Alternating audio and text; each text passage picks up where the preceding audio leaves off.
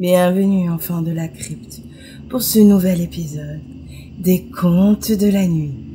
Aujourd'hui, je serai en compagnie pour cette creepypasta qui a pour sujet le dark web, de Histoire de l'autre monde et de Amara Crow. Si vous ne connaissez pas leur chaîne, alors n'hésitez pas à aller les voir. Vous verrez, elles sont superbes et elles sont écrites en description et vous pouvez les retrouver à la fin de cette vidéo et cliquez dessus pour pouvoir vous abonner et regarder. Comme je vous l'ai dit, cette creepypasta parle du dark web. Il y en a beaucoup que cela intéresse et je le sais. Alors mettez vos écouteurs et écoutez si vous l'osez.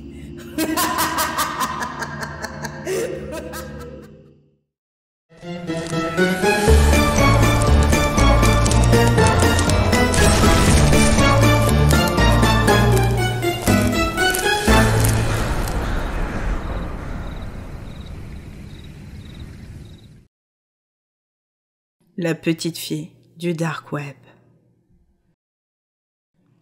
Depuis mes 22 ans, j'ai toujours voulu un enfant. J'imaginais une belle petite fille, gentille, aimante et respectueuse.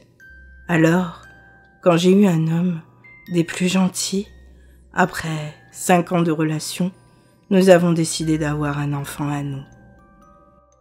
Lui aussi désirait plus que tout au monde d'être papa. Nous avons essayé pendant 2 très longues années, sans succès. Nous avons commencé à ce moment-là à avoir très peur de ne pas y arriver seuls.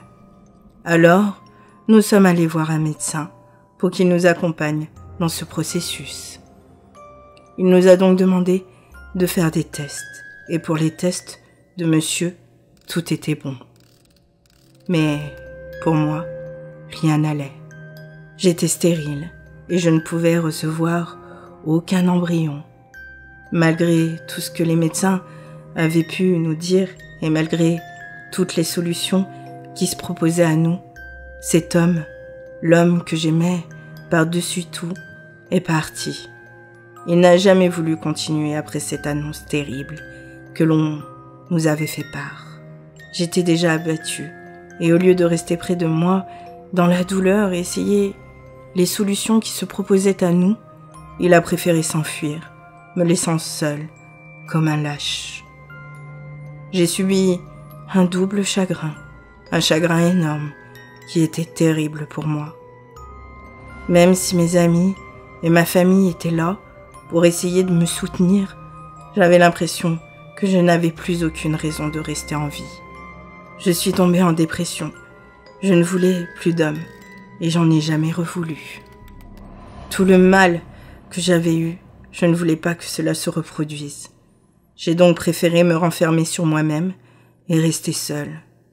Ce deuil, je le porte encore, même s'il a fallu bien 2 ans avant que je puisse de nouveau aller mieux. Quand enfin je suis allée un peu mieux, j'ai donc décidé que même si je n'aurais pas d'homme dans ma vie, je serais mère, seule. J'ai alors entamé des démarches pour pouvoir adopter. J'ai eu plusieurs assistantes sociales qui sont venues, mais malgré que je gagnais bien ma vie, elles ne souhaitaient pas que j'adopte seule. Comme si une mère seule ne pouvait pas bien traiter un enfant. Ma famille m'a soutenue et aidée, dans des démarches les plus invraisemblables les unes que les autres. Mais comment pouvoir porter un embryon alors que mon corps le rejetait ? J'ai aussi essayé d'être mise en relation avec une personne qui serait susceptible d'être mère porteuse, mais sans succès. Alors la dernière option pour moi a été d'aller sur le dark web. Je savais que l'on pouvait acheter tout et n'importe quoi, y compris des enfants. Je sais, ce n'est pas très correct. Et ces enfants n'étaient peut-être que des enfants arrachés à leurs parents ou vendus par eux-mêmes, mais mon envie de devenir maman était incontrôlable. L'obsession d'être mère était horrible. J'ai donc fait des recherches, savoir comment pouvoir rentrer dans le dark web, comment y arriver, et j'ai trouvé. Tout d'abord, il fallait que j'installe un VPN pour que je sois intraçable.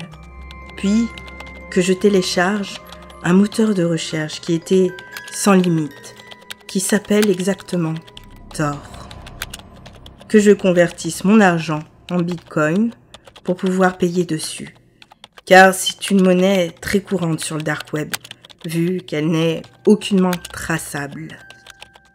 Tout cela fini, j'ai donc commencé mes recherches. Au début, je suis tombée sur des choses horribles, que franchement, j'aurais préféré ne pas voir. Mais après plusieurs heures de recherche, j'y suis enfin arrivée. Il y avait des photos d'enfants très charmants. Tellement qu'au début, j'en ai oublié que j'étais sur le dark web. Les enfants étaient comme sur les catalogues de vêtements que l'on reçoit chez nous. Bien pomponnés, bien en forme, vraiment magnifiques. J'ai hésité au début, mais après une longue réflexion, mon regard s'est posé sur une magnifique petite fille, aux cheveux bouclés blonds, des yeux bleus perçants, vêtue d'une robe longue qui cachait ses jambes. Elle ressemblait à une poupée, avec de magnifiques vêtements de poupée. En description, quand j'ai cliqué sur sa photo, on pouvait y lire « Nom Scylla, né le 7/04/2014, âge 8 ans, description, petite fille agréable à vivre, aime seulement que l'on prenne soin d'elle, adore les animaux, attendant simplement des parents aimants qui l'aiment plus que tout. Défaut, ne parle pas beaucoup et n'aime pas très bien manger. Sa fiche m'a beaucoup plu, malgré qu'elle ne parlait pas beaucoup et qu'elle ne mangeait pas énormément. Je me suis dit que quand elle serait là, cela changerait peut-être. Je l'ai donc, commandée. J'avais peur de mettre mes coordonnées, mais il le fallait bien pour que je la reçoive. Dit comme cela, c'est monstrueux, mais c'est comme cela que ça se passe. Quand j'ai finalisé ma commande, j'ai reçu un appel d'un homme qui m'a dit « Votre commande sera livrée dans 2 jours. » Puis, cela a raccroché. Je suis donc partie pour aller tout de suite chercher tout ce qu'il fallait pour son confort. Jouets, vêtements et tous les meubles et décorations pour lui faire une jolie chambre de princesse. Et le soir venu, j'ai fait une nuit blanche pour monter tous les meubles et mettre les belles décorations dans la chambre pour sa venue. Mon père m'a gentiment aidé. Bien sûr, je n'avais pas dit que je l'avais commandé sur le dark web.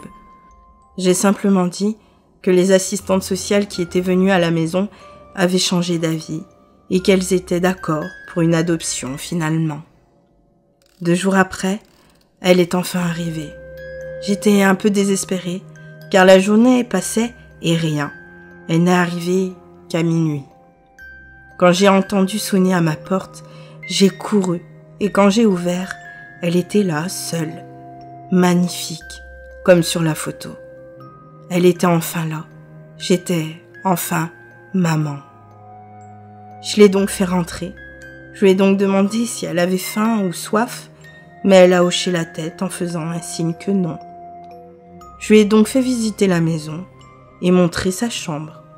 J'ai pu déceler sur son visage un sourire. Vu qu'il était tard, je lui ai donc sorti un pyjama pour qu'elle puisse aller se coucher. Je l'ai laissé faire, fermant la porte, ne sachant pas si elle était pudique.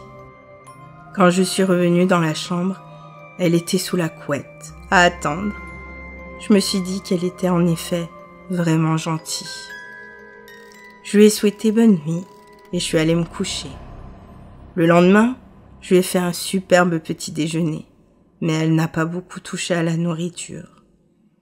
C'est vrai que ça m'a fait de la peine, mais je me suis dit que c'était le début et qu'il faudrait du temps.